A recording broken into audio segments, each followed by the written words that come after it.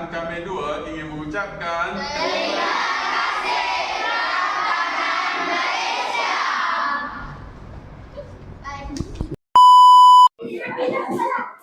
Assalamualaikum semua. Sekarang kita berada di Pusat Kraftangan Malaysia, Sawangan, Kelantan. Jom kita saksikan apa yang ada dekat sini. Okey, jadi dekat sini kita ada kukuran kayu. Ni macam-macam dekat sini. Boleh tengok dan kita boleh baca untuk dapat ilmu. Untuk mempelajari lebih dalam lagi. Okey, kat sini pula ada congkak. Lalu kat sini ada pameran wow lah. Kat congkak ni ada banyak bentuk.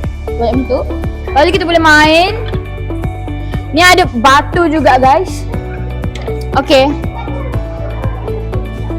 Jadi korang tengok ustazah dan kawan-kawan saya tengah main congkak. Dekat sini kita ada kertuk.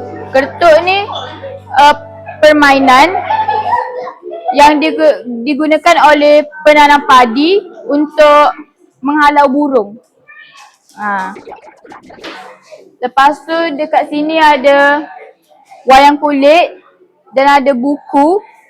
Tak tahu ni buku apa, tak apa. Dan dekat sini ada alat muzik tradisional Melayu. So ada banyak lah dekat sini.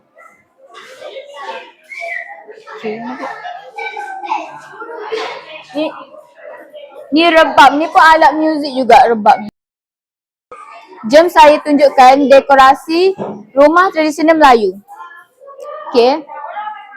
Dekat sini ada banyak alatan tradisional, barang-barang.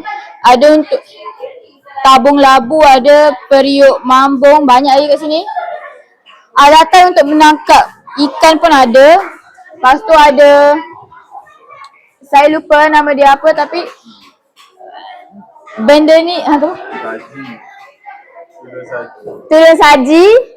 Dan ni tudung saji yang tradisional, bukan moden punya. Okey.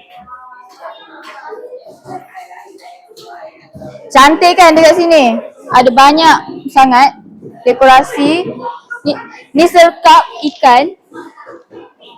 Lepas tu ni ada belanga mambung. Okey. Lepas tu sini kita boleh lalu untuk tengok yang seterusnya. Okey, tengok benda ni. Okey. Dan ada lagi.